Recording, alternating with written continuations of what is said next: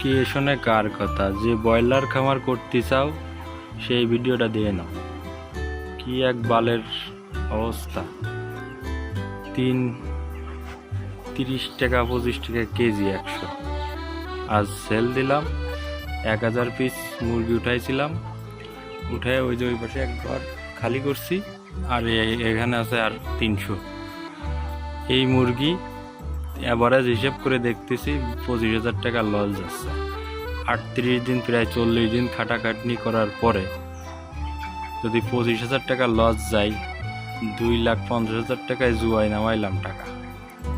এই ব্যবসা তো না, একটা জুয়া। এটা কোনো কথা হইল? মুরগির গ্রোথ ভালো, সব ভালো, বিক্রি করে লস।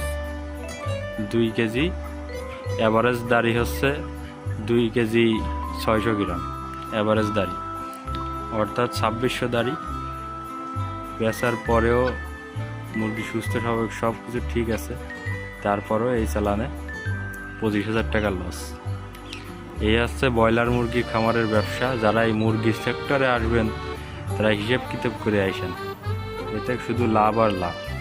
হ্যাঁ, লাভ আছে, যখন টাকা বাঁধে যাচ্ছে 1,000-50,000 লাভ হয়, কিন্তু এই বাকি মাছগুলো কে দেখবে? এত খাটাখাটনি করার পরে 25,000 টাকা তো খাবার আর বাচ্চার টাকাই লস। এর কারেন্ট বিল টিল দিয়ে এভারেজ 35-40,000 টাকা লস 1000 মুরগিতে। কি একটা অবস্থা!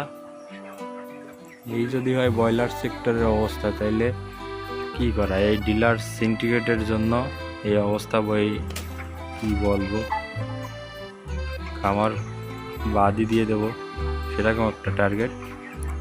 আর পোষার ইচ্ছা নাই। সবাই দোয়া করবেন এই লস জানি কাটায় উঠতে পারি।